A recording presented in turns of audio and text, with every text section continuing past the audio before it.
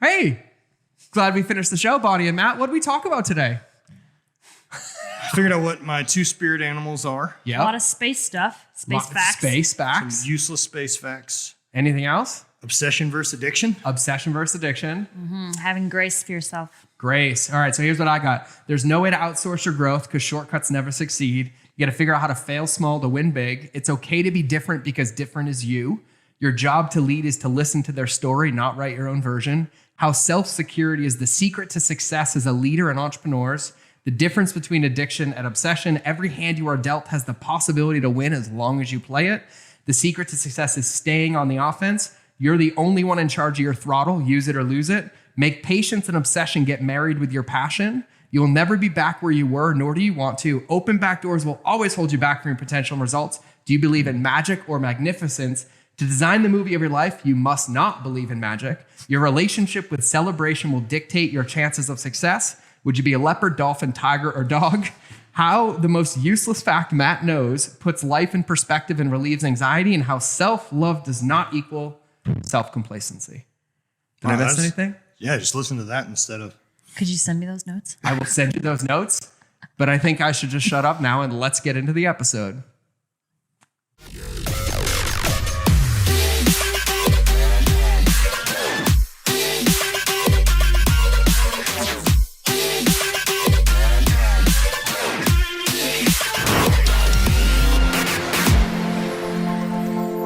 Everybody, welcome back to another episode of the Mind of George Show. And I don't have one special guest, I have two special guests. And I was making my notes on how to introduce them. So I'm gonna call them the kings and queens of fitness modeling, the masters of taking photos in the buff while enjoying themselves with a little bit of plant medicine, the queen of authenticity and vulnerability and taking a stand for her whole life, with the guy who picks things up, throws them really far, and has completely stayed consistent in being the master of himself in relationships to get to this point. They work together on a brand, they lead the world while loving each other, and they have two dope cats that they love to Photoshop everything on. So today, let's welcome to the show, Matt and Bonnie. That's the best intro I've ever had. Yes! The best intro I've ever had. God, I gotta get better at this when I have the guest on now. Now I have a new thing to be better at. We can call it. That's it. That was great. Yeah, everybody Success. laughs. I swear, like in a previous life, I wanted to be Eminem, but I can't sing, I can't rap. And so I use my podcast to do like off-the-cuff marketing intros. That was incredible. Just fills my tank. There's a little bit of the podcast bit, that like the narcissism of it that like I really run into occasionally. It's like, so let me get this right. I just think the conversations I have with my friends are so good that other people should pay to listen to them. It's absolutely what it is. So we don't have sponsors yet, so this is just for fun, but we're getting there. No, I think it's great. So I'm stoked. So for all of you listening, if you haven't listened to the episode we dropped with Bat, which was 1 or 2 or 3 ago, that turned into whatever that turned into in the best possible way ever. Because he unlocked parts of me to share. Yeah, that was fun, man. It was really appreciate that. It was amazing. It was amazing. Master of holding space is what I will reference that one on. So today I want to take you guys through the official Mind of George show to keep people like what we listen to, because you have so much to add. But I always start off with one question, and I kind of like just rip the Band-Aid off. And so I'm going to ask you both independently, but I'm going to ask you because we've already been on the show together. So when you think back over your career, strongman athlete, you know, playing sports your whole life, being an entrepreneur, many companies, like many seasons, what has been like the biggest lesson that you've learned, most painful one that you've had to learn to kind of carry forward in everything that you do? Whew. Yeah.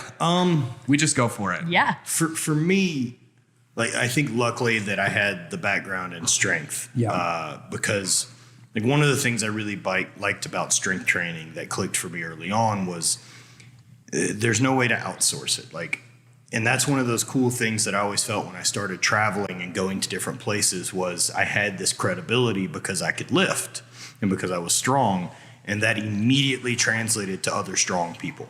They already knew that, like, you know, you can't fake the time it takes to get strong. There's no way to pick up a book and skip those days and reps and years and sets. And so, like, I didn't start meeting people until I was 10 years in to lifting a lot. And so that lesson is the one that I realized early on, that you can't fake it. And so if I need the reps to be good at anything, let's go ahead and just get started and start making mistakes and start trying to figure out how to not make those mistakes over and over again. And I did that with my lifting career, and it's been able to pretty translate well into the rest of business and life and stuff like that. Like, I'm down, let's make action, but we're not scared of failure. Yeah. And so let's figure out how to fail small to keep using that as data points to set the compass on what the direction we want to go is. You know, if all of a sudden, like, my back's bugging me and back squats hurt, let's figure out another way around instead of just saying like, well, shit, I have to back squat on Monday. So like maybe we try a belt squat. Maybe we can try some other options. You know, does front squats hurt? You know, we've got some other tools in the box, and the same with my business. You know, instead of panicking and saying, you know, this is the thing we have to do is make this, we don't. We can pivot. We can do whatever it is that needs to be done, but be willing to change. I love it. It's almost like not being romantic about what the plan is, right? It's making it so you take a step forward, but then being willing to adjust it as much as needed to keep going. No gods, no heroes, nothing's sacred. Move. No, I love that. I think that's something that I watch with both of you. And so Bonnie, like full disclosure, I had to go stalk you yesterday. Like I went deep, and I didn't accidentally like a photo from like 2 years ago. So we're still good. Perfectly fine. Because Panic. I was like waiting for it to pop up. She's gonna be like, "Who is this? Oh, I'm gonna meet him tomorrow. Oh, you're the guy." And I'm like, I didn't mean to like it 2 years ago. It would have been completely fine. I'd be research. impressed if you actually went back that far. Oh, I was like in the endless scroll. The kids were in bed, and I was like, I'm gonna do it. I'm gonna check it out. Oh, I is watched this? your stories, your highlights, and I was like, Amazing. I love this. It's like my spirit animal of authenticity. Like it's great. Amazing. And Thank so you. when you've had quite a career as well in all of this, and then even recently have gone through some like crazy self-guided, self-chosen paths. And I imagine that that's had some resistance and stuff there. So for you, kind of same question when you look back, like on your career to get here to where you coach people, you're an amazing athlete, but you've also overcome some serious adversity to keep going in this game. What do you think your biggest lesson is? I think for me, the biggest lesson just over everything the whole time has been it's okay to be different. And I remember having, you know, I tell this story a lot because it's so significant to me, is I remember having this moment with my dad. And it's one of my favorite stories to tell because it was so impactful for me. I was at a friend's wedding, a friend from high school. And I was sitting at this table with all my friends from high school and their husbands. And I wasn't with anyone at the time. So my date was my dad because he was close to that high school friend that was getting married and everything. And everyone's just sitting around the table talking about their marriages and their babies and all these things. And I'm sitting there just drinking my vodka soda, just feeling way out of place, right? And at one point I go up to the bar and my dad's like, "Can I buy you a drink?" And he walks up to the bar with me and I'm just like, man, I have nothing to talk to these women about anymore. Like we're just on completely different paths. And my dad looks at me, he's like, "Well, that's fine. You didn't want to be like these girls anyway." And that's always stuck with me. And anytime I feel like, yo, things are a little weird, this is not a normal life, I remind myself of that. Like, yo, you didn't want a normal life. You wanted everything to be completely abnormal. But at the time, you just didn't really know how you were going to get there. Yeah. And I think for a lot of women, you know, in strength sports and in fitness and all that, like it's important to remember that like your path might not be the normal, like white picket fence path. And that's fucking great. Yeah. I am very, very glad and grateful and happy to be on this path with the amazing partner I have and, you know, all of our goals lining up and wanting the same things out of life, you know, has been amazing. But I think just reminding yourself that like, it's okay to be different. It's okay to have these unique challenges and experiences. And this year and everything I've done this year with surgery and everything has just added to that. Like, this is your own experience. This is your own life to live. And that's beautiful. And it's exactly what it should be. Yeah. And I'm going to ask you about that surgery, but even outside of strength, like I feel like what you just said speaks to every entrepreneur, but primarily like women entrepreneurs. Like I have so many women in my audience and, you know, men and women, but I see it all the time, like follow my way or do it our way. And I was like, it's only your way. And so I love that because if there's anything I've learned is every time I've tried to do it somebody else's way, the universe just smacks me quite a bit harder every single time. Yeah, you're just not staying 100% true to yourself. Yeah. So I have a question for you on that, on like a deeper thread. So I feel like, you know, quote unquote, the finish line in life is awareness, right? It's this sovereign awareness of like, I get to be here, be aware of how I feel. But on the inverse of that, like yesterday, I had no problem sending an audio message to my CEO and I cried for like 5.5 minutes. And I'm talking like violent, like I had to get sobbing. it out, right? Yeah. So how do you protect that in those moments where like it feels like there's a chink in the armor? Because what I see a lot and what I've experienced is like in the Marine Corps, we used to say this all the time. They're like, leadership is lonely. And I never understood it back then, but I understand it now. It doesn't mean I'm alone. It's that it's really me, and me. Yes. And then once I'm complete, I can give that to the people around me. So Yeah. what are some of the things that you do to like stay grounded, stay solid in like what you do, practices, anything? Yeah, it's so timely that you're asking about it now because I'm also going through some big like hormonal changes. Yeah. Oh, so there's a bit of a roller coaster right now where some days everything's amazing and I feel great and I've got a lot of energy and it's good. And then there's other days where, I just need to cry and maybe sleep 12 hours.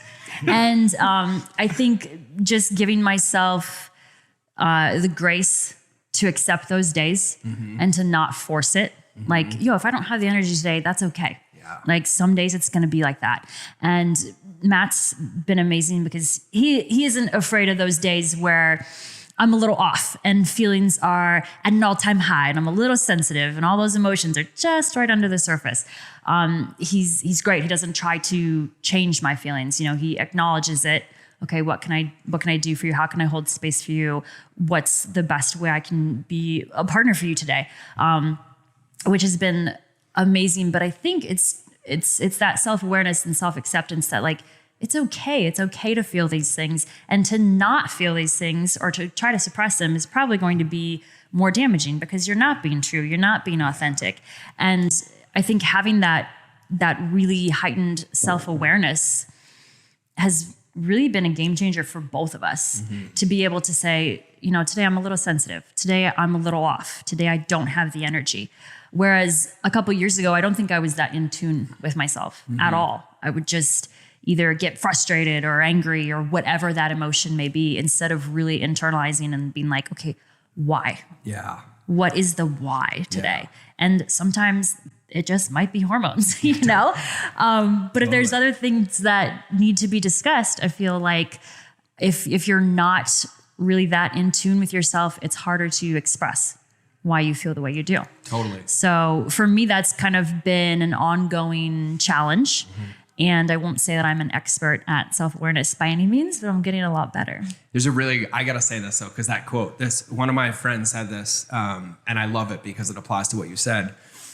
I mean, we're all students, but he said, an amateur says, I already know. And a master says, thanks for the reminder. And I like carry that with me like every single day because like I get into it too. Like I have those feelings and just full disclosure, like I'm aware, but there's times I get so triggered or some PTSD comes back in that I can't be like, hey, I'm off today.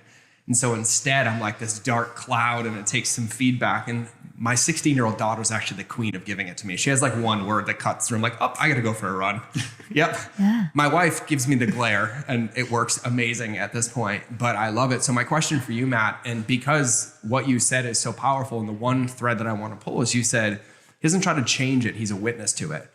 And I feel like in this game of entrepreneurship, like we're surrounded by like, as Matt calls them, mutants, right? Yeah. Like these high performance. Or at least trying to be. We're trying to be these high achievers. And I feel like most of the time I watch people in business and people with their companies, with their teams, with their staff, with their bosses, instead of being witness to them, they just try to change it. And so what are some of the things that you do to be able to like witness Bonnie where she is in whatever that is and be solid and secure to lead through that? Well, like I'm secure enough in us, Yeah. right? Like in where we got and what we want to do and what we're accomplishing. And I'm realistic enough now that the insecurity parts of relationship at 38, I'm not that concerned with, because the insecurities are me panicking about things that aren't real that I can't adjust. Yes. And so those things are going to happen whether or not I'm panicking about them anyway. So I may as just wait till they rear their face for me to deal with it. Yeah. And so as long as I can check in and be like, hey, you okay today?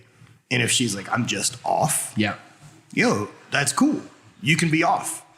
As long as being off doesn't get pointed at each other. Totally. And get personal. Totally. And we're still allies. And there's also nothing wrong with being like, I just need today to be alone and quiet and not sort any of this. And now, with that said, of me being able to hold space for her, she facilitates me being able to hold space for her very well, because on those days that hormones are out or we are more needy or anything like that, we're both very respectful of what each other's job requirements are. Mm-hmm. And the freedom that we get with these jobs also means we're also never not at work. Yep. And so I'm happy to hold space in any way, but she's aware she can't be like, I need you to lay in bed with me all day today. I'm like, I can't fucking do that. I'll fucking pull all my hair out. Yes. Right. And so she's very aware that the days that I'm locked in and I have 1,000 yards there, it's because I have a million things going in my head. Yeah. And she holds space for that well too. Yeah. And it took a bit. She's a bit more empath to my emotions than I am hers. Yep. And so like if I'm having a rough day or I'm frustrated or I'm manic, I check on him and then I bail. yeah, and then she's like, cool, You do the drive-by. I've got to have protect to. me. Yeah. Yeah. If I'm around it too much, I'll just soak it all in. Yeah. And there were big changes coming into this, right? Totally. Like, I left a 13-year relationship and a marriage, and then I moved across the country to be in St. Louis where she was. And, this went from, my own ego shit of like, I went from a house I designed and built that I'm very, very happy with and moved into a spare bedroom at her friend's house. Was a check for me. Yeah. And like moved in very broke. Yeah. Because I have other responsibilities that money has to go to right now. And that's being an adult. Yeah. And then, going from that to an apartment and then starting to reestablish building this life again has been great. Things don't operate at the speed I wish they would, but that's how Earth works. What did I say this morning? I was like, it'd be really great if I could just have everything operate at the speed of my ideas. Yeah. And I said, step one, find a team that operates on that speed. Right. And then that's the best you can do. And that's it. I feel like I've been trying to find that same thing, and then I had this level of acceptance. I was like, oh, it's probably not possible because it wouldn't work that way. No, I also couldn't afford to finance the ideas at the speed that I have them. Everyone's like, why do you work out in silence? I'm like, because I have to vomit these things somewhere. Yeah. Right? Like, one of the biggest things, so on the last show, Bonnet, with Matt, I told him about my stillness practice. Like, it's my number one, and I'm going to call it a weapon because it's sharp. It's my. I've done it 3 days. Yeah, and I can't wait to talk to you. It's like my number one weapon for myself and also like my students, because you just sit, you have to practice complete boredom. And one of the things that I did is I made a rule, Matt, and I tried this because I would get all these ideas, right? I go for a run. I'm like, oh my God, I'm like Pinky in the Brain, right? I'm like, I'm ready to take over the world, right? Yes. I go hiking and I was like, I have no signal. How am I going to call my fucking team?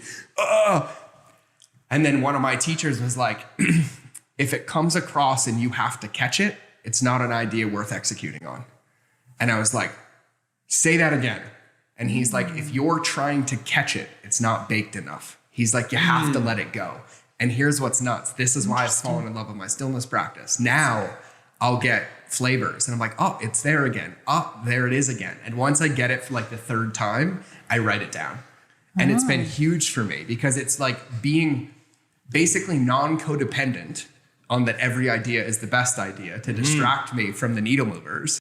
But then knowing that like having enough trust and faith in what we do, that like if I just show up every day and it comes up a couple times, like I might want to pay attention to it. Yeah, that's a really interesting way. I've never phrased it that way. I explain it in a way less eloquent manner. For me, I look at it as obsession. Yeah. And so I feel like there's a big difference between addiction and obsession. 1000%. And for me, I do obsession. And I'm aware enough at this point in my life that if a thing pops up and I've decided to mentally check that and put it on the vision board or whatever it is of a concept or a design or someone I want to meet or a place we want to go or a project I need to start, that if it's one of those fleeting moments, like I'm on a hike or mindfulness or any of these type of things, if it's really important, it shows back up. Yep. 1000%. But like, I know like leaving here and especially being in this universe and getting to hang out with Rob and seeing this incredible stuff that him and Dana have built, I'm way fired up. Yeah. To go back home and just put things in play because it's possible. Yeah. And I have proof that I got to walk around in that says this is possible. And I need that. Totally. Especially getting to know like the ins and outs. I need the firsthand experience for me to trust it. Yep. Because the bullshit sniffer. I'm going to plant this right now. I told Brent earlier, you guys are flying me to St. Louis because I'm just going to give you 3 days of my time. Dude. I'm fired up about your brand. I'm super. Come to St. Louis. Yeah, no, I mean, and I have many business friends there as well. So Perfect. Yeah. I was like, nope, this is I told Brent when we walked in, I was like, I don't think I told him that yet, but you guys are just going to fly me to St. Louis because I need to sprinkle my unicorn dust on some new stuff. And I was like, this is it. Yeah, we would love it. And I was planning to talk to you about that anyway, but like that obsession piece, that's the one I know that for me, I'm not talented or smart enough to make not obsession work. Yeah. I can't half-ass a thing to an existence, and that's what habit's been thus far. It's doing fine, but of course it doesn't have the rocket fuel. Totally. And for everybody listening real quick, just so you guys know, they have Hate Brands, which is the clothing brand they drop, and then Habit Coffee, which we're going to sprinkle some unicorn dust on as well. But yeah, and I have a question on that, on the addiction versus obsession thing. How do you break down the difference? Like, what would be your distinction between them? So for me, addiction, and I look at it as anything, because I have plenty of vices. Yeah. Whether that's cannabis or it's, psychedelics or coffee or caffeine or pornography or sex or double fisting any of these things, right? Like, I like stimulus. Me too. Addiction to me is when I start putting off important stuff to do that. Like if I'm skipping out, like porn's a really easy one. Yeah. Because I'll use it as a distraction and damn near white noise occasionally. And so with that, like I'm not skipping out on going to dinner with my friends so that I can do that. Yes. So there's not an addiction there. It's not slowing down my progress on business. It's not fucking up my relationship. If it's ever doing those things, and that's the same with cannabis use. That's the same way I'd feel with food. I'm not hiding something. As soon as I feel like I need to hide a thing, we need to fucking check that flag. Yeah. And that's one of the reasons I try to just be open and honest about it. If I can't be, then you're fucking check that. Yeah, there's something there. Yeah. Whereas obsession, I'm proud to be a lunatic about. Yeah. Totally. So one of the things that I think you're both kind of magical with is having this grace through self-awareness, which we're not really born with, right? But both of you kind of had a pivotal moment physically, right? And so Matt, you had yours, and then Bonnie, you had yours. So would you mind sharing? Because I know you already shared about it publicly, like kind of what you just went through. Because what I think is incredible is like when I hear you both talk, you talk about like going from the world's number one to like, I can never do that again. And I'm completely happy in redirecting that energy, and you having the identity of a woman and then having this thing in the back of your mind for 30 years and then finally being like, you know what? Like, it's my game, it's my power, I'm taking it, but it also has byproducts that affect the way that you are living your life. Yeah, absolutely. So for your listeners, I was diagnosed with the BRCA1 gene, the gene mutation about 7 years ago. And so what that is it increases your risk for breast and ovarian cancer. Basically, I'm missing a gene. It increases my risk for breast cancer to about 85% over time and ovarian to like 50%. My sister and I got tested because on my father's side, his mother had cancer, his older sister, he did, and his younger sister. So every adult in the family basically had cancer. So my sister and I got tested. This was prior to her decision to have kids. And that was a big determining factor for her. So luckily she was negative and moved forward with Spawn. And I was not so lucky and tested positive for it. Wait, hold on. Did we just refer to your sister's children as Spawn? Spawn. As I'm sure she would as well. That adds up. It's not offensive. No, I think it's hilarious. Yeah. I love it. I'm very sure she would. But yeah, so I've known about 7 years. And at first, there was a lot of anger. There was a lot of denial, those typical stages of anger. And I really kind of ignored it for a long time. I was still going to the doctor. I was going to my checkups. Protocol is like chest MRIs, mammograms, vaginal ultrasounds, quarterly, 3 times a year. Yeah. So it's a lot. It's a lot to keep up on. And I was doing that. I was going to all my appointments, but I really wasn't vocal about it. I wasn't talking to anyone about it online. I just kind of mushed it down as this ugly thing I didn't want to look at. I wasn't ready to look at because it just pissed me off. A lot of times I would just be like, well, fuck you, universe. Like, fuck you for dealing this shitty hand of cards to me. Like, this isn't fair. Like, this fucking sucks that I just have this thing constantly looming over me that I'm going to have to deal with someday. And I always knew that I was going to have a mastectomy. I didn't really know when, but I had 2 or 3 bumps that I found in 2020. Okay. And I would go for my checkups and my mammograms and my ultrasounds and all these things. And I'm like, oh my God, fuck this. Fuck this living in fear. I'm over it, right? Let's get this surgery scheduled. I'm in a great place. Emotionally, mentally, a great relationship, financially, everything is stable. This is a good time. Let's do it. So I got it on the calendar for this year. Surgery was in May.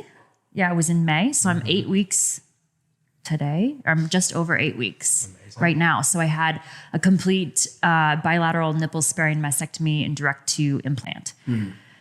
So yeah, it was a process. It was really, really weird. I've never had any major surgeries before. Luckily, Matt's had a bunch. He could, he helped me, he helped me kind of know what to expect and post-op and everything. Healing's been great. It's weird having boobs now for the first time at almost 34 years old. So I'm getting used to that.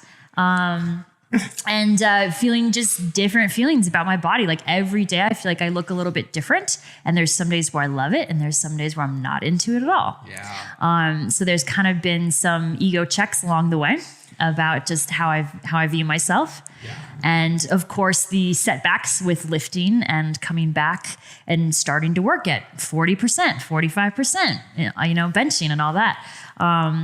But I know that in the grand scheme of things, this time is not a lot, and I'll get back to where I was.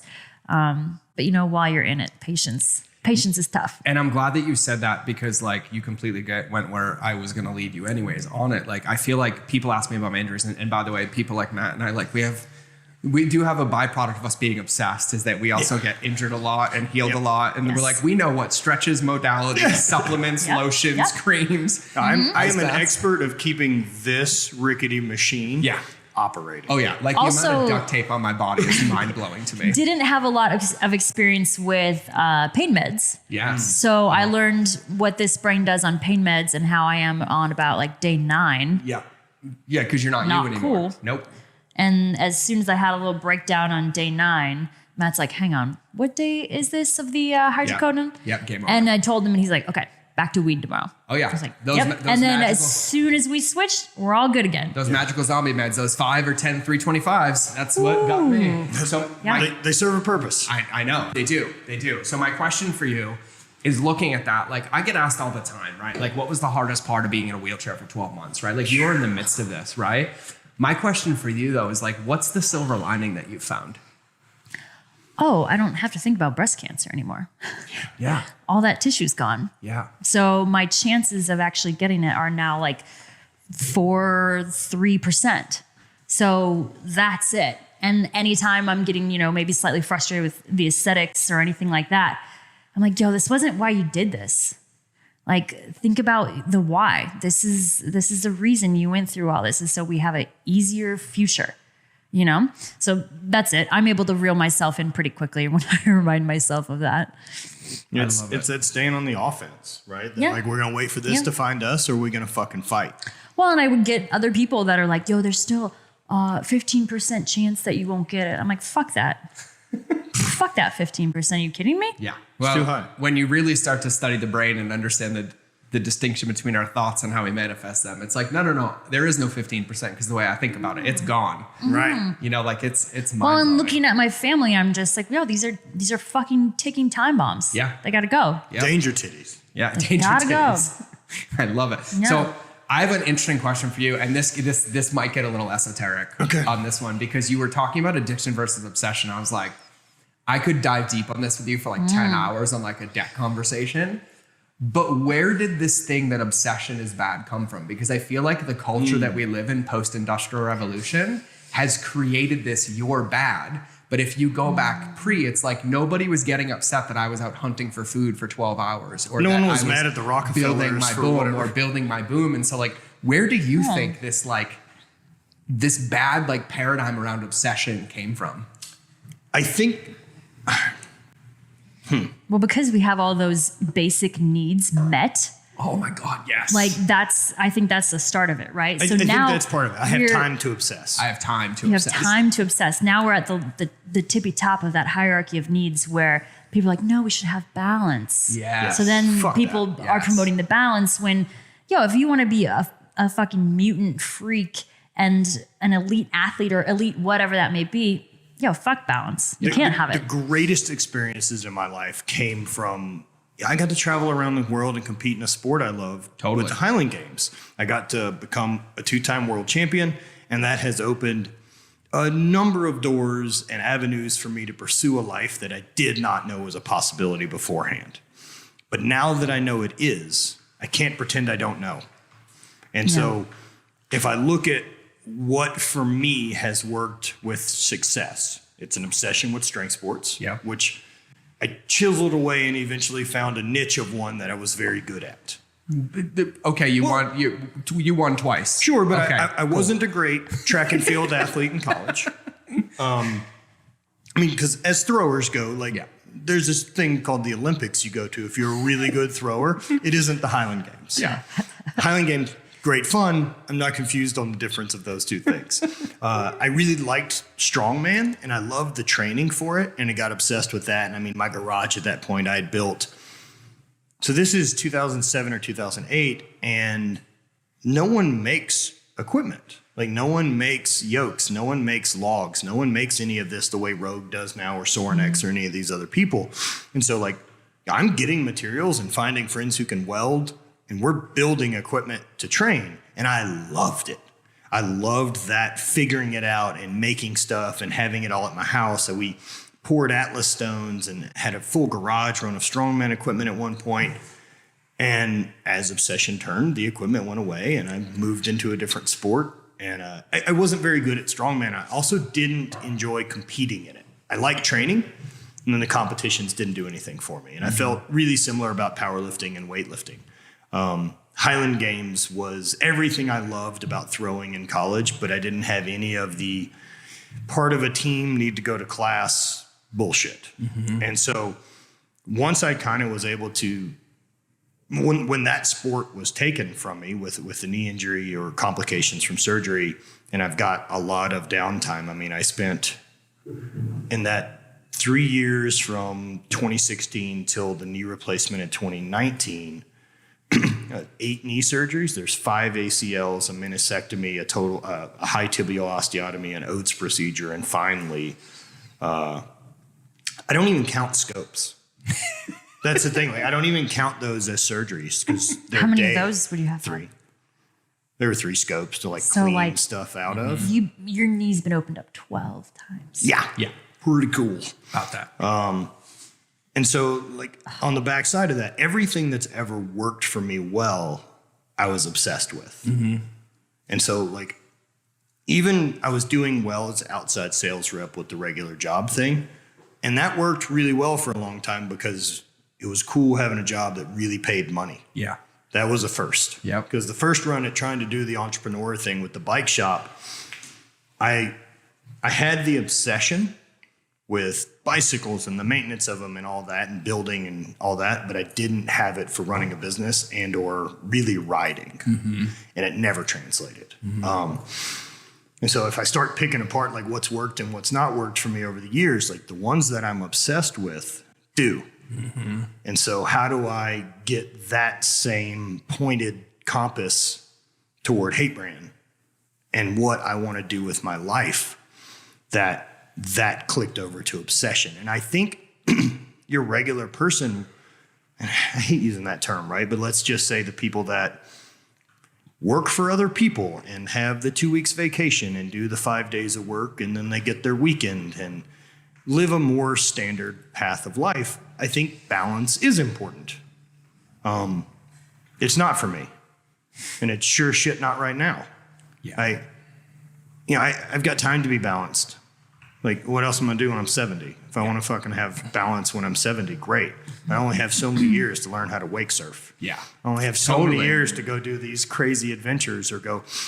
I don't know how long my body's gonna be cool with sleeping in a roof tent and, doing all this Thundra, yeah. crazy stuff. And I love it. I'm obsessed with life experience. Yeah. That's the big one for me because that's the only thing I've ever responded well to and learned from is experience. It's not reading. It's not, I need hands-on. I need to smell it. I need to touch it. I need to know, even like the Husafell stone in Iceland, right? Yep. Like these manhood testing stones. I got obsessed with those for a bit.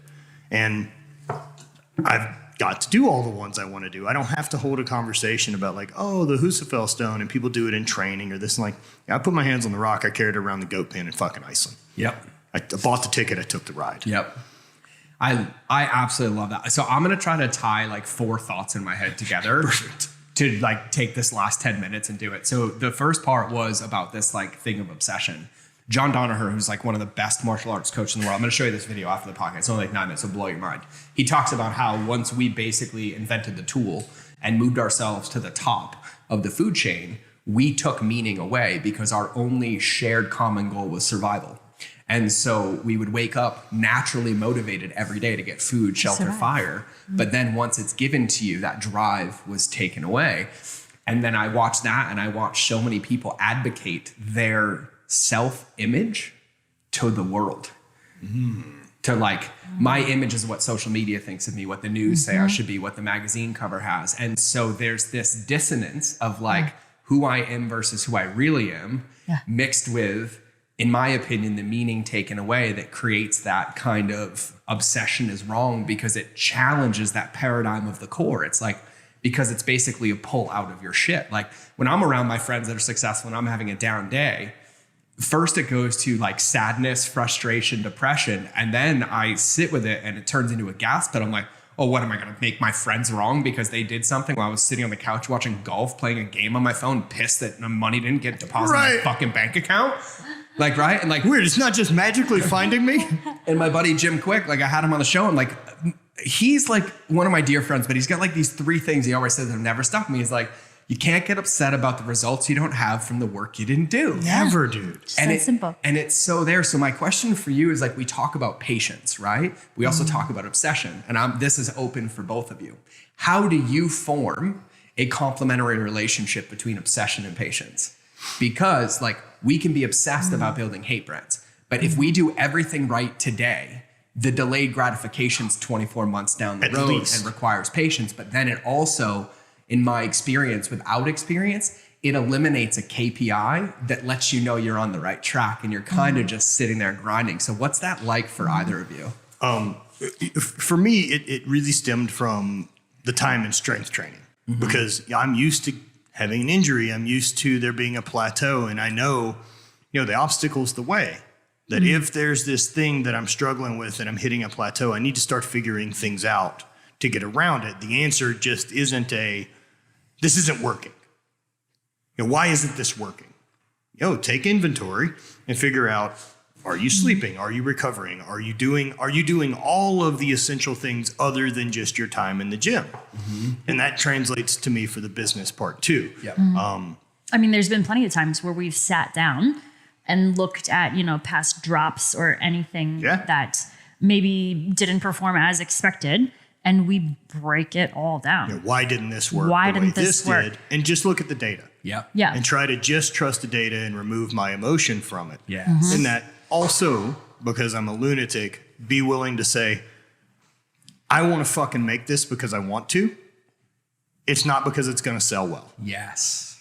And so know that I can do that, but we have to be smart about it too. I can't do that and then be like, they also have to love it. Yeah, no, then your They don't. expectations have to be managed really well. I think a big piece of that for both of us has been learning to take our emotions out of it. Yeah.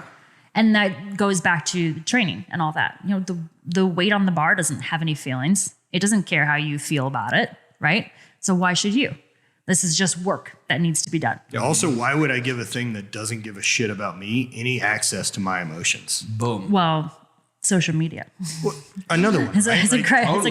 one to look at it that way. And that's Yeah. the patience part, right? Because I'm used to not being able to make progress just from hammering the gym. Yep.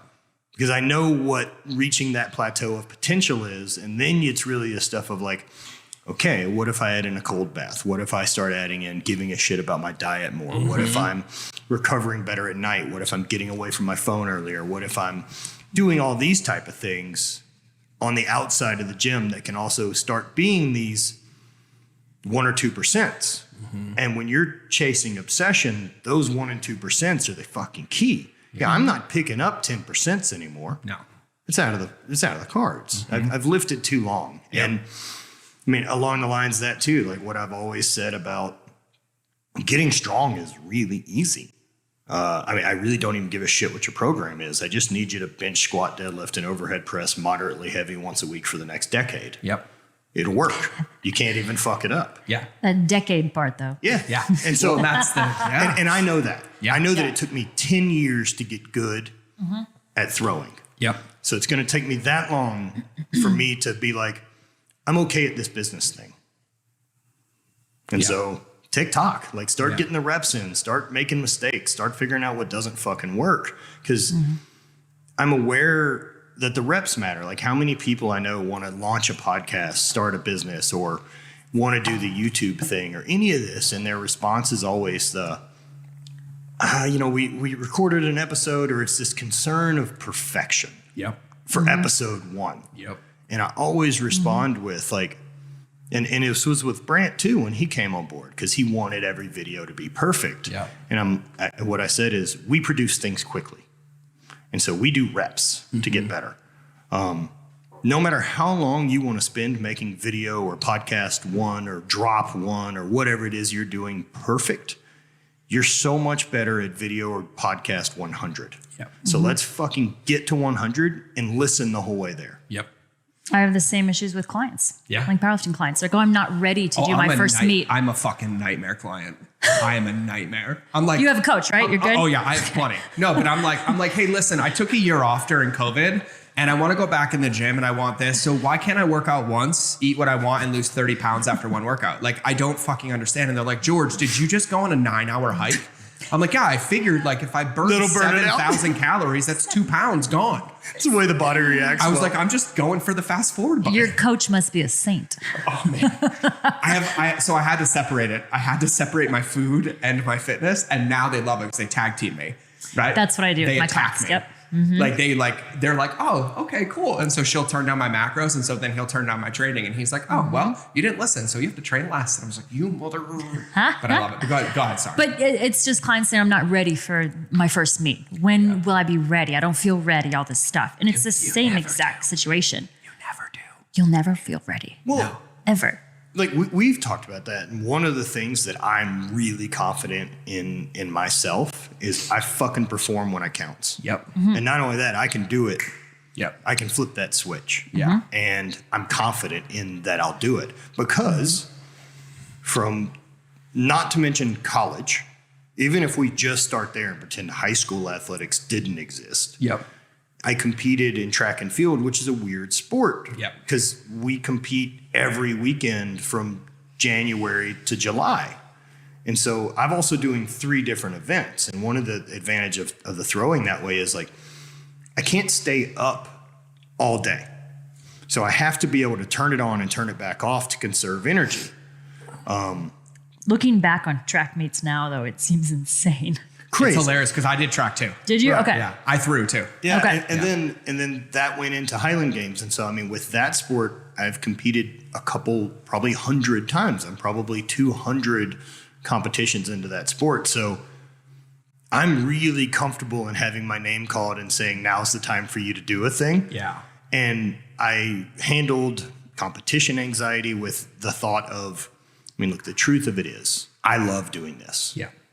And how far I throw this rock or weight today it ain't going to make the long list of cool shit that's happened on Earth. No. Behind volcanoes and maybe like solving diseases. It's not even going on your tombstone. Right. Yeah. It's not even going on my fucking tombstone. Yeah. So do your fucking job. Yeah. This is the thing you train for. Now's the time to make it all work when you get the little bit of extra anxiety, which is it's fire. Fucking manage it. Yep. One of the things that I hear in everything you both say, what I think is the secret sauce, is that you are fully aligned with what you are doing. Right. There's no like, I don't want to do this or I'm doing this for somebody else. Like it's I'm 100% heart, head, and belly aligned. And if the byproduct of that means people like it, they respond to it, I win a championship, they buy my clothes, fucking great. Fucking great. But at the end of the day, if they don't, I'm still doing what I want to do. And that alignment sounds like it's the key for a lot of everything that you do. Yeah. Would you say it's the same for you, Bonnie? Absolutely. Yeah. Yeah. I think so much of that has changed for both of us over the past year and a half. Just that increased self-awareness and really staying focused and passionate on what it is that we want out of life. And I think when you really focus on that and put that energy and those vibes out there, the universe rises up to meet you. Yeah. And I know we've both felt that. Yeah. And one of the things earlier, we were talking about obsession, right? And obviously I feel like I'm just going to start calling myself a mutant for like the next month. Just feels good. Like I Just want to feels call, good. like I feel Own like that. a mutant because I'm drenched from sweat from head to toe because I did legs before we did this podcast. And my body is still like at 130 heart rate right now. My whoop's going to be like, I recorded a new activity, recording a podcast. But Yeah. anyone All this who's- caffeine is helping too. anyone who has figured out to produce an income out of the ether is a mutant. Totally. It takes an crazy amount of whatever it is you've figured out. Whereas like younger me could very easily look at Jeff Bezos or any of this, right? And be like, ugh, blah, blah, blah, and kind of get Must be shitty nice. about it. Must be nice. Yeah. Like, yo, that started in a garage. Totally. Yeah. What's the scale process of doing what he did? Get the fuck out of here. Yeah, every time I have one of those must be nice thoughts, I'm like, oh, that's my soul telling me to get to work because my little fragile ego is a little upset right now. Yep. So my question about obsession, right? So one thing that I think you all know, and like I hear you say this all the time, but I feel like when people like, I'm launching this business, right? I'm starting a clothing brand. Hello. By the way, you've started two of the hardest e-commerce companies in the world, clothing and coffee. Well, at least everyone on earth has t-shirts in their closet And everybody and drinks most coffee. people drink coffee. Totally. And yet it's still two of the It's still hardest very companies hard, to grow yeah. and scale. What also helps is creating one that people can't pronounce. Yes. Yeah. Which I've done a great But job. I told him, like, I love the name. Like, I love the paradigm. Like the shirt I'm wearing when Yeah. Rob and Dana made this, like the same thing, like it's left for interpretation. Cause like I've heard Bailey. Yeah. because Bailey. I've heard people pronounce it like Hy-Vee. And I've heard it all over, and I was like, "Cool, whatever you want to call it, as long as you say its name." Like, just say its As long as you're name. wearing it. Perfect. And so when we talk about obsession, like what I watch, and Matt, I watch you, and now Bonnie, I'm stalking you a little bit. But I think the most thing that I watch people get stuck on is like, oh, I'm obsessed. I'm going to be excited to do it every day. And here's my secret. I'm excited like 10% of the time, but I'm excited about the result that's going to come 6 months later and the 90% that I'm not. I love, I'm never bored. Yeah. It's never going through the motions. It never feels routine. It never feels, I'm never obligated to do it. Yeah. And that was something that, whenever I hit the detonate button on the old life and I'm not doing the outside sales job and I'm not doing those type of things, the realization I have is I don't have to do anything out of obligation. Yes. Ever. I have no problem in being invited to shit and saying, no, I don't want to go because it doesn't sound fun. With that said, I believe there's consequences for it. And those are shit that I have to deal with as well. Yep.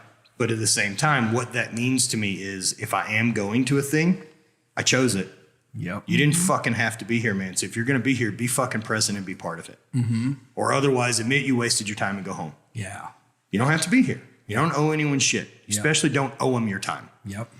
And so I only want to spend it where I want to spend it. Yeah. It's the only commodity that I can't buy any more of. Time. Yeah. Oh man, I'm in there now. My daughter's 16. So like this morning I had to drop the Jeep off. I was like, I need you to follow me. And I was like, my daughter's driving behind me. I have like a year and a half left. And then my 4-year-old, like they say, my buddy Larry, who runs the Good Dad Show, who lives in St. Louis, they say 80% of your one-on-one time with your kids is gone when they turn 8. Wow. And I was like, 45% of my son and our alone time is already gone. Like, Wow. I'm like, I like last night, my wife's out of town. I'm like, hey, Bubs, you want to have a sleepover with daddy? He's like, yeah. I'm like, cool, let's sleep in my room. Right? Like, I'm like, come here. Doing you a Give it to favor. me. Yeah. Right? And of course, like, he loves it. And so, yeah, I just think it's really, really interesting. So Bonnie, for you, like, especially now, like post-surgery, you're only 8 weeks out, right? How are you finding that, like, because you both carry grace really well. Like what you said, like, I'm choosing to be here. I want to do that. What does that look like with you to have patience now? Like, you've changed kind of your identity, your body, your training. And then now you're like, okay, piece by piece, testing it. And so how are you navigating that? It's hard not to look at it as to get back to where I was. Oh, because I yes. know there's still a big chunk of that in here. But even my diagnosis was the catalyst for me leaving my 9-to-5 job. Like, so it really put into perspective quickly how precious that time is. I was diagnosed and I think maybe left my 9-to-5 corporate job like a month and a half later because I wasn't feeling as appreciated and just all those typical probably things when you work for someone else's dreams. I decided that fuck this, I'm out. I'm not passionate about this. I got this diagnosis and I already feel like my clock is ticking, like regardless of how true that is, but everyone's clock is ticking, you know? Yes. And so for me, that just kind of brought it glaringly obvious to me. But now, yeah, it's really hard to not look at it to rebuilding to back where I was because I'm not that same person anymore. Right. And I shouldn't be. Things have changed. Exactly. I think I have a lot more gratitude and appreciation for my body and what she's gone through and how she's been able to heal and adapt and recover. And so goals are going to look a little bit different and that's okay. And I know there's a lot more conversations I need to have with my body because she's been through some shit. Yes.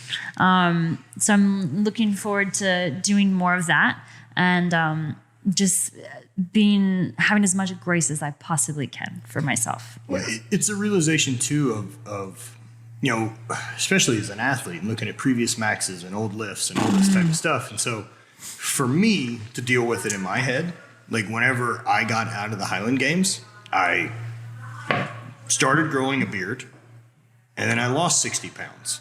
You know, I shut that fucking door. Yep. I am not that guy anymore. And I'm not holding myself to the standards of what he did. Yep. That ghost is okay. Yep. I'm not chasing him for the next decade. Yep. That can just be a rad thing I got to do. Yep. Now, what else can this thing do? Yeah. We talk about this. I used to coach personal development back in the day. We talk about this concept of like back doors. And I feel like I stayed stuck for so long because I was like, I'll leave them all cracked a little bit. Cracked on that business deal, cracked on that friendship, cracked on that really shitty acquaintance. But I'm like, maybe I'll need something. And it wasn't until like, and my wife taught me this lesson, I started closing all the back doors. And I was like, fuck it, I'm here. Like there's nothing back there that like things really, really started to move. I like that concept a lot. Yeah, and Tim Grover just released a new book. Burn the boats, man. Yeah, burn the boat. And here's the thing, like in entrepreneurship, it's the only place I don't recommend people burn the boats. Yeah. But I recommend you burn the person that thinks you can go get back on the boat, right? Yeah. Like that's the secret. I think people misguide that all the time. They're like, oh, I'm quitting my 9-to-5. And I was like, wait, why don't you use it to fund your new dream? Well, so How yeah, do I you do had both? that's what I was able to do. I had a thought about that. So I went on a hike a couple months ago now before I ended up doing this Bryce Canyon run. Yep. And that hike I went on at Berryman Trail in St. Louis, it's a 27-mile Yep, I know where that hike. is. And so I was like, cool, I've got my pack, I've got my minimal overnight thing, and I'm set for it. I'll do, and I really wanted to know before this 18-mile trail run I was doing, how am I going to hold up at mile 7, like hour 7? Yeah. It doesn't seem to be a good way to train for hour 7 unless you do the first 6, Yep. which is really frustrating. If we had a way to just give me the mental development of the hour 7 without bothering with the waste of the 6 hours I want that pill. beforehand. Yeah, Just give me that it'd be pill. great. And so I went out and I set out to do it, right? And I've got probably 30 pounds of pack on me, and I ended up finishing all 27 miles in a single day and not sleeping overnight. So I walked for 12 and a half hours, got back to my truck, and kind of the weird correlation I had was like, yes, I did finish it, but I carried a 30-pound parachute. with me. How much faster and what a better a job and how much more efficient would this have been if I'd have ditched the parachute? And at some point, you have to do that to go forward. Yeah. And yeah, that's been really good, that sometimes you just have to take the leap. Yeah. Totally. I mean, I completely agree. Like, one of the things for me that I find too is, like, I don't know about you guys, but you talked about social media earlier, right? Like, consuming our brains, taking up real estate. It's funny is, like, I deleted social media for 3 years. Like, it was gone. And now my team runs it. Like, the only thing I do is, like, I send him stupid videos on Instagram. Yeah. And they're pretty funny. I think so. I'll take happy videos. I was like, I added Matt to my, like, Rolodex of stupid shit I come across, right? But even now, I still find, like, this itch in me, right? Like, if I'm sitting on the couch, like, my stillness practice is hard. I'm feeling like inadequate or boom.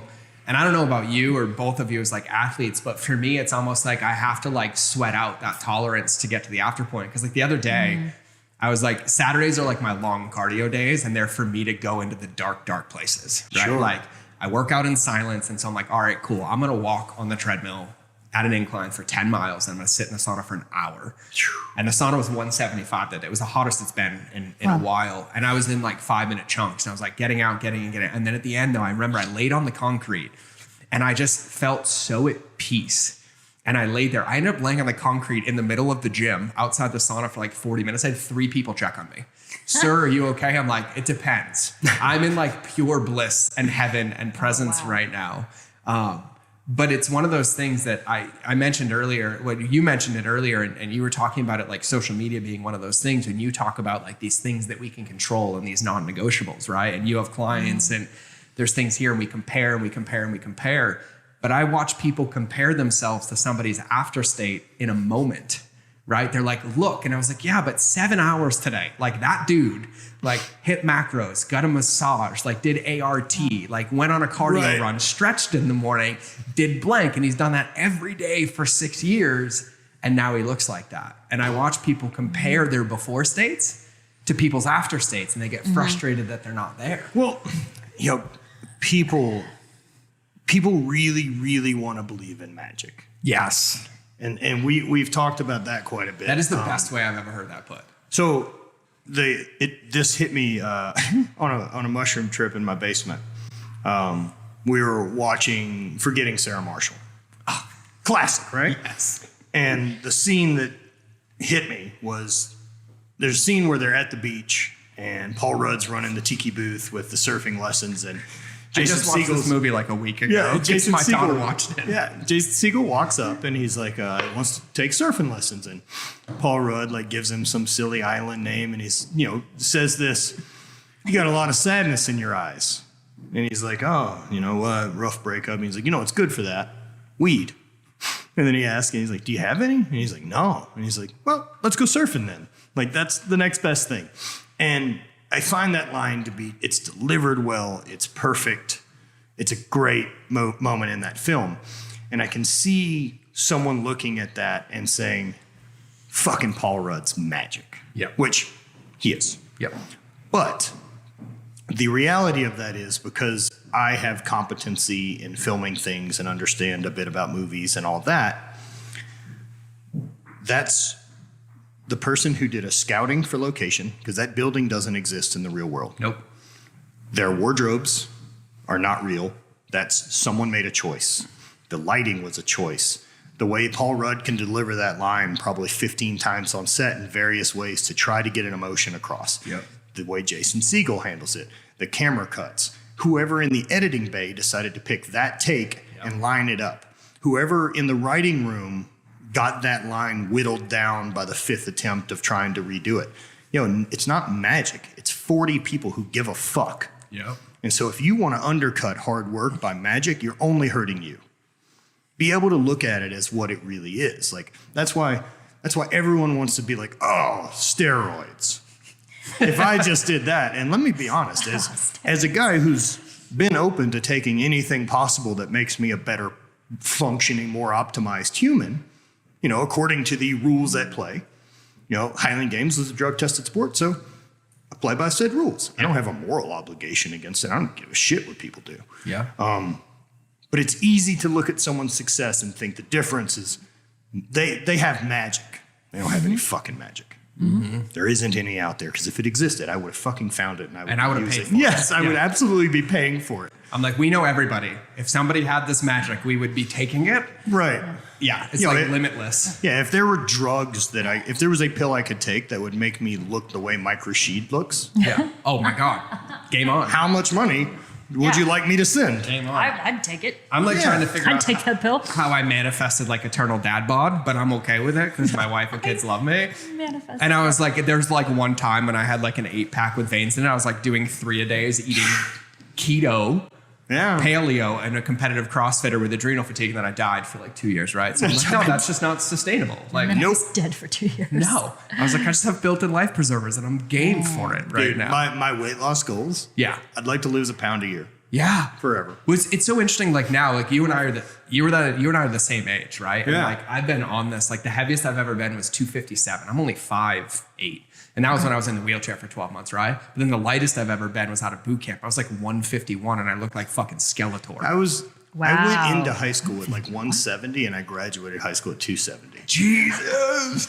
The Yeah. biggest I've ever been is like 318. Oh my goodness. I did That's not how wear everyone's it well. high school goes. Yeah. Gained No 100 one pounds. puts on 2 pounds a month for 4 years. No. Ooh. All right, so I have a kind of a fun question because I believe that, and I feel like you both have this because of your level of grace and self-awareness, but I fully believe that like one of the secrets to winning is celebrating all of them, like having a platonic but healthy relationship with wins. And so I just want to know from each of you, like when you look back at your life, your careers, like to get here, like what's one of those like biggest defining moments or wins that like you are incredibly proud of that you've achieved?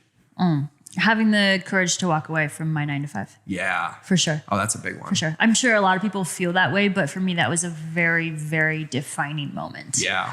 That would have been really out of character for anyone in my family, any of my friends at the time. So it was a really, really bold, big decision to make. And I didn't put a lot of thought into it. I do pretty well when I jump and have to catch myself. Same thing like moving to St. Louis, like that was like an overnight decision. But yeah, leaving my job, that would be my big one because that just took me on a completely different trajectory than the one I was on. Yeah. I love that.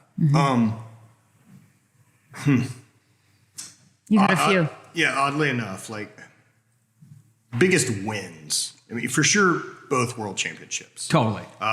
The first one was rad because I fucking wanted it. Yeah. And like the year before, I'd kind of just got thrown into the professional world championships at the end of the year as I had won an amateur world championship, and that was supposed to get me an automatic invite to 2012's world championship. Okay. I was like, sweet, I have a full fucking pro season to get ready. And instead they're like, you're at Worlds in 2 weeks. I'm like, sick. And so I went and competed very, very well, and I took second at my first professional game, which was a world championship. And from that point, like, there was a difference because when I went into that game, I knew I don't have anything to lose. I'm not supposed to perform well. I'm not fucking supposed to be here. So let it rip. Show them. And then when I won the following year, like it all worked. Like I'd wrote a book about how to train for a proper season and do all this, and it all fucking added up, man. And I won by half a point. It came down to a single throw. Like that throw, that's a big one. It was a stone throw in the open stone. I'm sitting in third behind Sebastian Winter, Lucas Winter, these two Polish brothers who are really good shot putters. And the guy that I'm in major competition with, Dan, and at the time Mike Bukowski, are right behind me. So I need to win this event to get the point gap between them so I can put Sebastian and Lucas in the points between us to give me some breathing room. Last throw, World Championships, got it. I put 4 feet on my previous 2 throws, threw a PR and a field record, and fucking did it, right? And then that was a big moment of like, I trust me. I can do it. Like I can turn off that feeling of panic with anxiety, and I can just use that fire as fuel. The other one was 2014, winning that world championship. So that was the year my dad had passed away in April. And so that was just a big year to begin with. And like, I didn't miss any competitions that year. I didn't change anything. I didn't let go of what I had control over. It ain't bringing him back. So winning that one in Scotland again by half a point, like that one came down heavyweight for distance. It actually came down to the last event of the day. And myself and the guy, Dan, the other guy I was competing against, were head to head, basically, with half a point between us going into the last event. So now it's essentially a duel. Like, all I have to do is outthrow you and I win this. I don't care how anyone else does.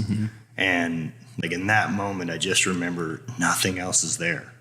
It was just that. And I remember having that feeling inside of like, you'll have to fucking bleed for it today if you want it. Yep. Because I'm willing. Yeah. And it hit. And then the rest of it, like with dad passing and still getting it done on a year that would have been an easy excuse of why I didn't. Yeah. When I feel like the magic in what you just shared isn't like, you might be like, you might have to bleed for this, but you weren't competing against anybody. If you're going to beat me, I can take a loss by being beat by someone better. Yeah. But I'm showing up. Yeah. I it's funny, it's like the fights for the other night and all this stuff, but like, I'm obsessed. I get obsessed with books. Like Winning by Tim Grover, like, has my obsession right now because he was Kobe's coach and Michael Jordan's coach. And one of the beautiful things, and this kind of ties into what we talked about earlier, like where I wouldn't want to go back and be the person I was back then because I have different lessons and different experiences, right? And Tim's like, here's the relationship with winning. Once you win, you have to find the darkness again, but it's a deeper darkness to keep the win. Like winning is fleeting, success is fleeting, achievements are fleeting. Like, and what I love about both of you that I feel like you embody, and this might just be like a fill your bucket thing, is that you just embody like what you can control. Like, oh, I won yesterday, but that doesn't carry over till today. Not at all. Right? You're like, so I got to wake up and win again. I got to wake up and choose. And you were asking about like celebrating victories, right? Totally. And to me, that's the thing that comes after the victory. Yeah. Of like, woohoo, feet up, vacation, celebration, right? It's never that. Nope. It's never that, because I love the getting there. I like the process. I like the problem solving. I love the way my brand operates because we drop weekly. And so I have a weekly test and I have long-term goals. Yep. And so I constantly have feedback. Are we doing right? Or do they not like it? Yep. And it doesn't do me any benefit to be like, we'll make a thing, and if it doesn't perform, for me to go, fuck, it's the algorithm, or we're not getting this, or any of this shit. Like, yo, I made a thing they don't want. Yep. That's the answer. Yeah. Because when I make shit they like, it sells out. Yep. So figure out how to make cooler shit. Yeah. The problem's me. Yeah. I have gotten them a little bit better at celebrating though. Yeah. Well, I think the thing for me is like an entrepreneur, like one of my weaknesses is like, my first product in entrepreneurship made $1 million, right? So I went from a Marine to this. And then, by the way, I lost it and it took me 7 years to get another one. And then once I learned the lessons, it just started coming. Like now it's like, okay, cool. But it was like I was wearing my varsity leather jacket from my freshman year as a 38-year-old dad bod with my kids at the rodeo, like, I'll smoke you in football. Like, no. And it's interesting because like I've had to go through this like relationship with myself with like winning, and I realized the parts where I was codependent on winning because I was borrowing some of my value and worth from it. And then where my worth and value was no longer coming from winning, but it was leaving me empty, to where I had to love the process and who I was becoming in the process. Like, The Sounds so wins- cliche, but it's important. it's so important. Like, it's so simple too. Like, I feel like a lot of the times, like, I laugh at myself because I was like, God, I like was struggled, depressed, compensating for 6 years. And this is really, really simple. Right? Like, it's really, really simple, which I love. And that's what I ran into with habit. I really expected, because hate worked. And, you know, it'll be tough to continue to grow, but it worked. Yeah. I mean, we grew very quickly. We were doing $1 million in sales in 3 years. Oh yeah. Oh, it's going to grow quick. I promise. And then habit, I just figured, I was like, easy. As long as I promote this thing. Yes. No, I'm not even fucking close. That's It's the coffee, best no one lesson. gives a shit. And so I'm like, okay, I need to refocus. And this week's helped a ton. Like after our conversation the other day, I've got some new ideas and some interesting ways to go about building that relationship and trust with my customers that I don't have in that avenue. Yeah. I love it. And that's what it is, right? Like, I love the win because the win tells me the plan was correct. Yeah. And that's the thing I'm more excited about, is being able to refine my process, not the singular moment of success. Yeah, the win's like a validation, but also a benchmark. Yo, it's just telling me that we were going the right direction. Yeah, like you're like, oh, okay, cool, waypoint in, right? Now I start from this point on, but I don't live here, right? Like there's this next mile marker, the next mile marker. So I'm gonna ask you a fun question. So I stole this. Wendy asked me this question on an interview. I swear to God, I've been interviewed over 2,000 times. This is my favorite question. All right. Okay, so Bonnie, you're gonna answer it first though. Okay. So if you could combine two animals to be your spirit animal, what would they be and why? Oh, man. Yeah, right. Okay, so we kind of talk about this a lot, like what animals you'd want to be reincarnated as. Yeah. But I feel like that's a little bit different than spirit animals. Yeah, so like I'll tell you, I chose a bald eagle and an orca whale. Okay, my initial instinct is to do sky water. That's what I did. Yeah. Oh, an orca. But I'm not going to lead you anymore. I'm going to leave this one for you. I have to pick some type of cat. Maybe a leopard. Okay. A leopard and a dolphin. I have to do something in the ocean. And then why? Yeah. Why? Leopard, because I'm so in tune with cats and they're my favorite animals. Love it. So I'm just connected in that way. Cool. And then the ocean is deep, dark, scary, and mysterious. And I'd want to be an animal that's comfortable down there. I love it. I love it. I love how when you said cat, like you embodied it, like Of your course. whole demeanor, Of like course. changed. I have to choose a cat. Yeah. At least part of it. I love it. And then, because I'm super afraid of the ocean. Yeah. And deep, dark water and what's down there, we don't fucking know. Yep. So if I'm an animal that's comfortable down there, that would be rad. I love it. Yeah. All right, Matt. All right. So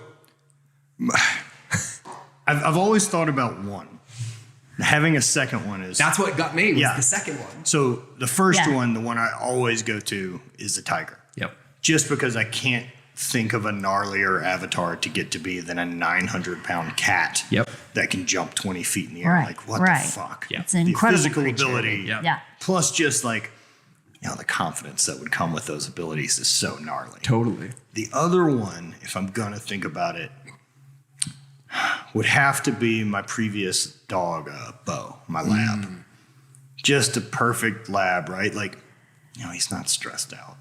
Like, the thing we joke about quite a bit, like with having a lunatic brain and having this type of drive, right, is like, man, if I could flip a switch to catch up on like 20 hours of sleep in a 48-hour window of a weekend, but also never have anxiety about that I'm not doing shit. Yeah. Which my dog seems to be able to manage really well. Totally. We're like, I just got up from that nap. I may as well find the couch and try another one. Yep. And your cats. Yeah, same, right? Same. But I would like the tiger ability, and I would love to be able to have that place to go to. Like, I just want a Freaky Friday, like once a month. Yeah. With my dog, and just be like, this is great. I'll lay here. Yeah. And just stoked on everything going on during the day. This is great. That's great too. And then like move I on. can't wait for you to come to St. Louis and meet Ollie. Yeah. Because He's a great. special little dude. my totem after arrhythmia is a black jaguar. And Dude, this how is- special are the dogs there? This is oh my God. Aquila and This is a whole different podcast, but like on one of my plant medicine journeys, like I had to willingly choose death. And it just for anybody listening, if you've never done plant medicine, it's responsible for basically healing my PTSD and stopping me from offing myself. But it was so powerful because like I didn't know it was an experience. I didn't know it was a ceremony. Like when I was in that moment, there was no like, oh, I'm choosing this on some experience and I'm going to wake up and it says like no. And I actually I had to bury myself in my father's grave. And I mean, like it was real. Like I felt the dirt, I felt all of it. And the part, and I've never talked about this on the show either. I'm a namesake for my father's brother. So my name's already on the headstone. George Edward Bryant, the year he was born, the year he was dead. And so that came to me. And then it was one of the scariest, craziest, like most intense experiences of my life. And I buried him in his grave, myself in his grave. And then it was like darkness for what felt like 8 hours. Now, would you call that like the ego death? Yeah. So see, I've never had that with psychedelics. You know what? I had a quote unquote ego death before that I thought was, and I was like, I've had it. And then a trip later, like 7 months later, this rocked me. I feel like if I can say I don't think I've had it, Yeah. chances Then we are. haven't. And then it was nuts and get ready to laugh. And you know Brad. I woke up and came to, and I was on all fours, like hands and knees. And I literally was like a baby jaguar, baby jaguar. And then Brad walked over to me and they brought the wider brush and everything else to clear me because they like saw what was happening. I purged for a while and I started purring, no joke. And so he puts his hand on my back. I nestle my arm on his forearm and I start licking him like a cat and I'm purring like, and then the lesson I got is that you have a lot to learn. This is just the beginning. Like you're a baby and it's like find teachers, like find the right people, find the right everything. And it's hilarious. And she'll appreciate this. Every time I go back or a week later or 3 weeks later, I walk by him and everyone walks by me and they'll be like, Nice. and I was like, oh, but yeah, it's interesting because when somebody asked me that question, I said a bald eagle and an orca. And I had like this metaphysical, like the king of the sky and the king of the ocean who can help a human, but kill a shark. And like, it was like the same deep. And I was like, oh, it's such a good question. Yeah, That that's is a a good really question. fun question. So Wow, if you're a baby jaguar. yeah, oh yeah, it's nuts. Wow. My wife laughs at me now because I love like it. it's I love it. yeah. And I had and you know like on the property there's a jaguar Yeah. and literally what's nuts. I've never talked about this. I crawled out of the Maloka on my hands and knees. Yeah. Because I had a vision of it outside and it was going to meet me head to head, like touch my head to my head. And so if you've been to Rhythmia, if you walk out the door and you go left, not right to where the office is, but left, there's that rock. Yeah. I climbed up on the rock in a cat stance and I howled at the moon for like a half an hour. Oh, incredible. No joke.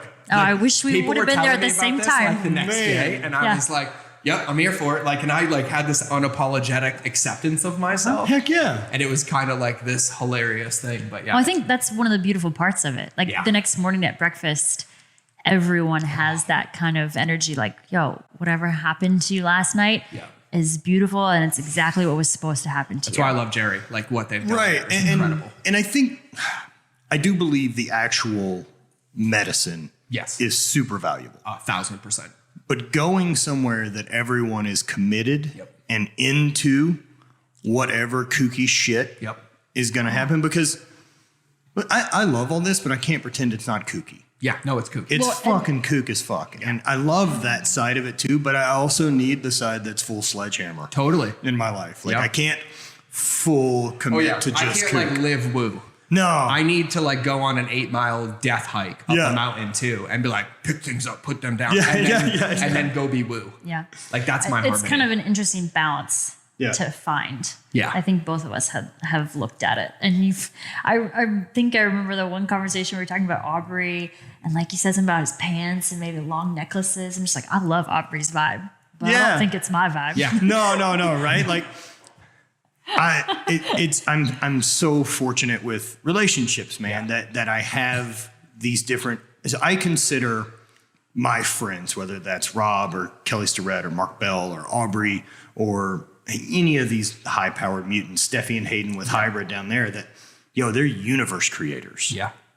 They've created a thing out of the ether that everything's branded. Everything's got a purpose. The details mattered. They wanted it this way because that's what they want to be surrounded by, want to be, and they have fucking manifested it out of the ether. Yep. There's no playbook. And so I love that I know various universe creators that do it very differently. Yeah. And I love what Aubrey built. Yep. And I love what Rob's built. Yep. But those are very different universes. Yeah. Totally. And I love that I get to explore both, because I don't know how many other universe creators travel to other people's. Yeah. Those are very different worlds, and we operate somewhere. But no, you know what's funny? But it's also our own. If I had to like describe visually what you did, is like, so for those listening, we're recording this. We took over Rob and Dana's office at Flagner Fail. So we're recording this in their office. But you have like on it on one side of the rainbow and you have Flagner Fail on the other side. You guys are the rainbow that connects them. Yes. Like I love that you have like the quality of the brand, the high touch point of the brand, the exclusivity of the brand, the the meaning and the interpretation left up for the name, but yet you also go, it's not just black or white or yellow. You're like every color of the rainbow. I will wear rash guards with short shorts and booty shorts with no shirt. And then you put them together, and I was like, you add the playful personality. I fucking love it. Dude, I think that's something that we've always called like being in on the joke. Yeah. And Highland Games did a really good job of that for me, and track as well, especially as a thrower. No one gives a shit about us. No. I'm doing a thing that's important enough that my school's paid for. Yep. Yet the stands over here lead me to believe that no one gives a fuck. No one gives a fuck. I'm very in on the idea that, like, man, I hope the football team does well because we get cooler gear next year with them winning nationals. Yeah, when LSU won a national championship whenever we were there, like, we won 11 on the track, and that doesn't move the needle very much. No, but they funded you for the next couple of years. Of course. They're like, we have to spend money, otherwise we have to give it back to Uncle Sam. I don't know. So being in on the joke a little bit that no one gives a shit about my goals other than me. Yeah. So make sure that they matter to me. Yep. That I got that one early. Yeah. Thanks for that coaching point. I needed that reminder today. Yeah. Yeah, that was good. So I have a question, Bonnie. Yeah. If you had to pick a theme song for Matt, what would it be? Oh, man. Starman. Yeah. Oh, Bowie? It's got to be Bowie. Yeah, I can see that. And we listened to it this morning, so it's fresh in my head. Got it. Do love Bowie. Got it. Yeah. What about for Bonnie? Oh, man. Immediately started thinking about it as soon as you asked her to. I know you did. I gave Of you course. that. Yours goes far more into like scene and metal for me. And so whether it's probably something off of Alkaline Trio's Goddamn It album. It's got to be Alkaline Trio. But there's a difference in like what song reminds me of Bonnie. Yeah. And what Bonnie should walk out. Got it. Yeah. And so me trying to figure out like what's a hype song that gets her to is like, But he didn't say hype song. sure, but it's a theme song. Sure. And yours goes so back and forth on like hip hop. Right now, the theme song that I really like you having is that is Tribe Called Red. I'm gonna have to listen to these. Ooh, Tribe Called Red's a good one. That one, like that, and like the one with the two girls, that song. Yeah, sisters. Yeah, the sister song rips. We'll show you. And like, Okay. I watch you change when it comes on. I have a few like that too. Yeah. People are shocked when I whip my playlist out though, and they're like, I was like, oh yeah, no, like this is like woo woo. Like that's where I'm woo. Like I'm listening to like Icaros at the gym. Yeah. My variety in the gym. It's mind blowing to me. That's one thing that changed dramatically for us that Yeah, hasn't gone back psychedelics. Nope. post Aya. Nope. Music completely different. Well, here's what I tell people, and like I pushed this for years. So I told Matt on the other show, I made a rule after I started psychedelics. I had a big breakthrough that I was basically allowing the world to program who I became, and yet I was unhappy that I was incongruent. So I stopped consuming content.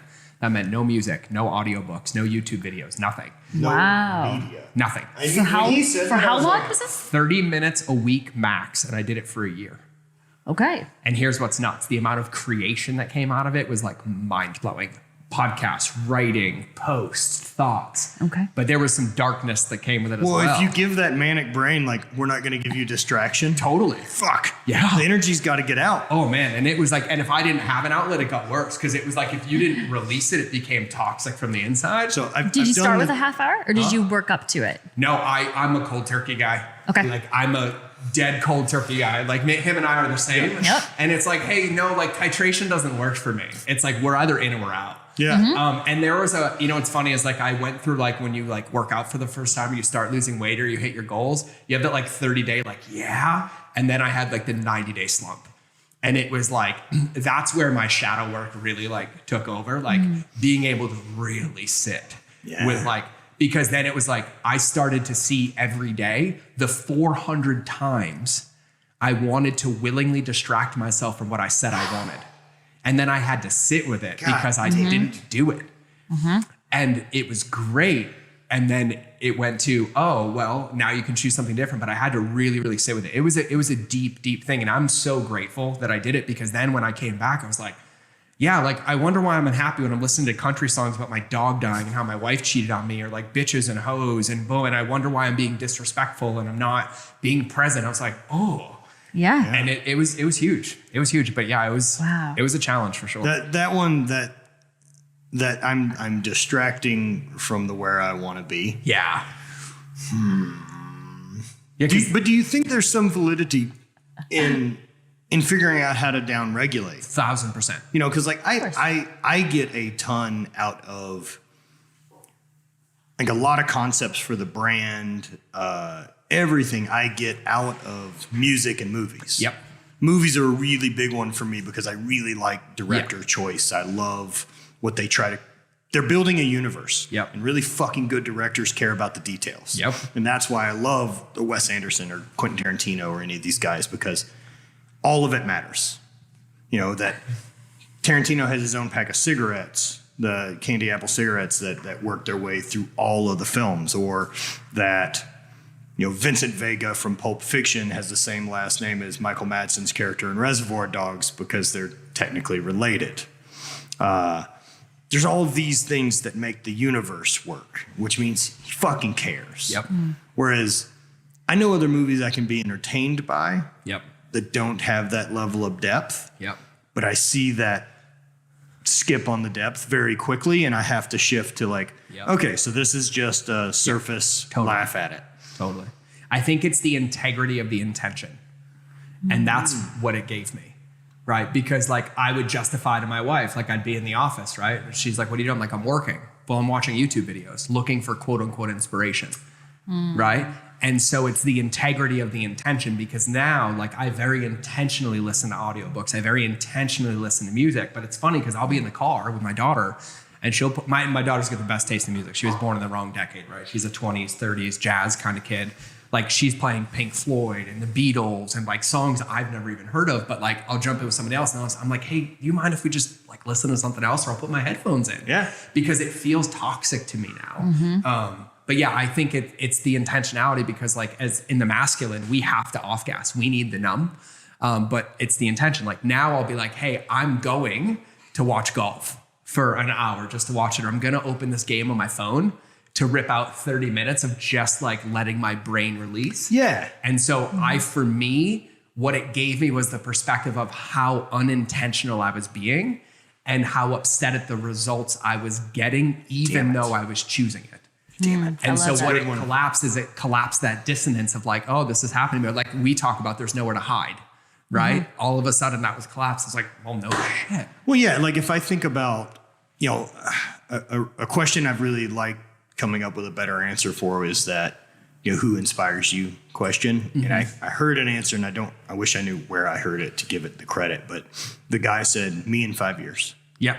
I'm doing everything I can to set him up. And I'm like, fuck yeah. Yeah, totally. And so if I look at that and I deconstruct it to where I want to be in 5 years, if I wasted half as much time on bullshit, am I helping that guy get there or hurting him? And of course I'm helping him. Totally. So it's like, I should probably figure out how to manage that a little bit better. And then because like I'm the marketer, right? So I can't untie things together. We talk about grace. The biggest breakthrough for me in any of that was having grace at where I was without judging it, right? Yeah. So the perspective of like, I can't have fault, blame, guilt, or shame and expect a positive result. So then I had to learn how to have grace when I did overconsume, when I found myself in the YouTube hole, when I found myself distracting, instead of being like, oh, you're so bad and wrong. It's like, oh, it's okay. What's underneath this? Do better. Like, why are you doing? What are you trying not to feel? Like one of my favorite questions, one of my teachers asked me, what are you pretending not to know?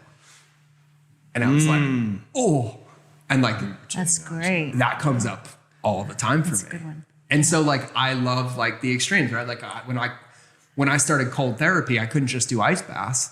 I was like, I'm going to do ice baths. I'm going to cut out caffeine for 6 months. I'm going to wake up at 4 a.m. and have a YouTube video recorded and posted by 7 by the time my CrossFit workout's done. And I did it for 30 days. Yeah. Of course I did, right? And then it was like, okay, this is not sustainable, but I'm glad I did it. And so that's just kind of how I play. But yeah, I love it. So I'm going to hit you guys with some rapid fires before we wrap the episode. So I had a question for you. Oh, ask me before we do this. It's spaced on me a bit, but when you remember, it'll come we'll back hit it. around. Yeah. Okay. If it's important, it'll come back. Bonnie, what is the most useless fact that you know? Oh my God. This is a question for him. He knows tons of useless facts. Most useless? Jesus. Most useless? Ask Matt. I'm thinking. All right, The Matt. most useless fact I know. One of the ones I think about a lot is size of the galaxy. Yeah. And so I use that as a way to eliminate anxiety. Yeah. So like the Challenger satellite that we sent out in the 70s, which has now been cruising for 50 years. And within the last 5 years, we got photos back looking toward our galaxy from Pluto. Right. So we're leaving our solar system. We're leaving our subdivision. Okay. It's been traveling at between 18 and 25,000 miles an hour for 50 years, right? And it's now leaving our subdivision. It's 11 light hours from us. For it to continue at the pace that it's on till it hits the next thing that matters in the universe, like our next neighbor, which would be like the Andromeda galaxy or the Andromeda system, it has to continue at the pace it's traveling for the next 280,000 years. And that's next door. So the grand scale of all of that helps me go, probably the thing I'm sweating over doesn't matter. Wow. That's not useless. No, but I love that. I mean, It's useless to know those distances and facts of a thing It's that a like... lot of random numbers and things that you know, but I don't feel like that's useless. Well, I've somehow... It needs to be something dumb and weird. Like, what's yours? All right. Your foot. Yep. It's that distance. Really? Yeah. Your foot's from your elbow to your wrist? Uh-huh. No. You have short I'm- little feet. You have little feet. I'm testing this when we get off this podcast. You have little Brant's feet got because you got crazy little forearms. short forearms. I'm a 9 with a thick pair of socks. Over a 13. Thick pair of socks. I'm a 9, and I got these Gumby ass looking arms. Mm-hmm. That's a random useless fact. That's a pretty good one. completely Well, useless. I've taken a lot of useless facts and then figured out how to translate them into a thing that either stresses me out or Or helps me. or, yeah. or does the opposite. like one would be like those shots of Earth from space. A lot of space stuff. Yeah. You see Earth for those who believe we're operating on a ball. Yep. I do. Yep. You have a thing that's 18,000 miles in diameter. Yep. Or radius. One of those two. It's big. But our atmosphere, like if you leave Earth and just go up, it's like 25 miles Yep. to space. Yep. That is all the breathable air that we have forever in the universe. And we just fucking put chemicals in it. Yeah. We're like, this is fine. We'll deal with that later. Like it's a bit 25 miles. 25 miles. Of like, yo, atmosphere. like when they leave on the shuttle, Yep. they're in orbit in like 12 minutes. Yeah. That's it is not a long That's time. uncomfortably quick. Yeah. Yeah. Yeah. Oh, And yeah. then the way, another fact that I like is the way gravity works Yep. in space. There isn't a such thing as like zero gravity. There's being in orbit. Yep. That's the only time zero gravity exists. If you just leave directly away from the thing, the next celestial body of the bigger size has the gravity. Yep. And you're always going to be pulled. Whereas the reason when you're orbiting that you're weightless is because you're traveling around the thing at the same speed because it's round, it falls away from you. So you're just constantly falling because you're doing 18 or 20,000 miles an hour, which is also the problem of why all these weird nuts and bolts and weird things that are floating around also in Space orbit are junk. traveling at that speed that goes straight through stuff. I love how deep this got. So many space It is facts. so good. Yeah. It is So so, many good. space There's facts. random All right. facts. So like two more quick fire ones. Okay. What would be the worst buy one get one free sale of all time? Circumcision. Get one. A circumcision. Yes. Well, you get the second half free. Oh no. That's a really fucking weird thing. Circumcisions? Oh yeah. Yeah. The Yes, fact that- that our society is, oh man, it's We one have of a my, whole nother podcast. one of my favorite lines, and I've done it at a couple speaking things. And I'm not the biggest fan of the capital G God that the Roman Catholic God idea. And so one of my favorite ways that like hit that audience with a like, wait, is like, God created us perfect in his image, that we are ready to go. And that's why people get weird about tattoos, or get weird about changes, because God made you perfect. Yep. Except baby dicks. Baby dicks are ugly, and we have to fix those immediately. Like, why do we do that? Like, why have we convinced ourselves of this fucking genital mutilation in our society that we don't treat as that? Yep. And there's no founded medical fucking benefit. Nope. And if it's female genital mutilation, absolutely fucking not. Totally. Absolutely The fucking side not. It's not effects okay. and percentage risk of fucking circumcisions going bad on kids isn't exactly zero. No, it's mind blowing. I thank my wife every day for introducing me to the research. Yeah. Mind blowing. It's crazy. It's crazy that we just casually do this. And then, of course, a very American thing of, we'll continue to do this, but what if my son sees he's different? How about hold a fucking conversation? Yeah, totally. Instead of chop his dick up? Yeah. It's so weird. Yeah, exactly. Yeah. So weird.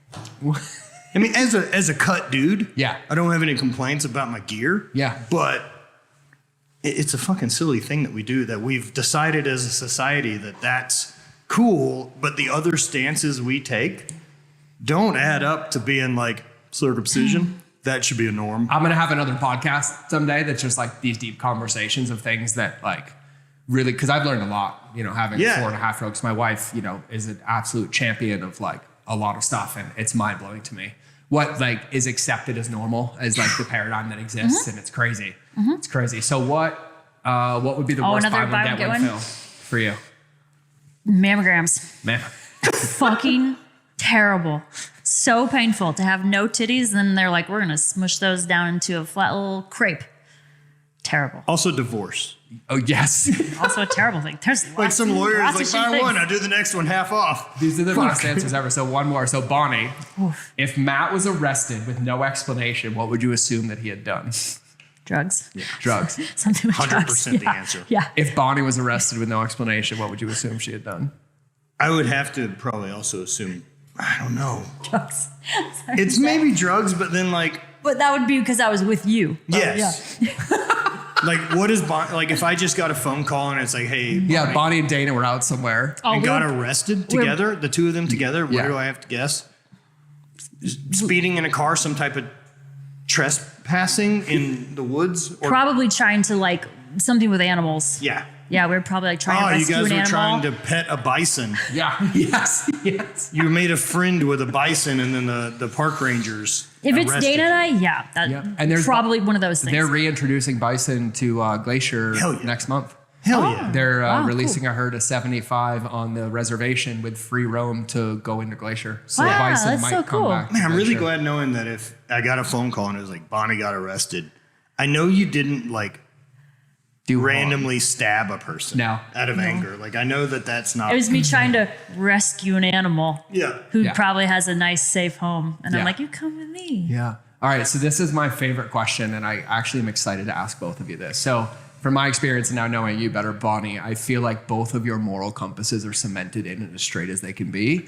And There's some wiggle room. no, I see from like the authenticity, the grace, the self-awareness, the right intentions, like there's not Sure. an ill bone in the body. And so this is a question I ask everybody. And so let's go back, and how long have we been going? 90? We're right around hour 40. So let's go back and delete an hour and 40 minutes and forget that anybody heard anything that we said. And you have the opportunity in this moment to tattoo something on their soul permanently. Bonnie, what words of wisdom would you tattoo on their soul? Self-love does not mean self-complacency. An amazing quote. And Matt, Mine's longer.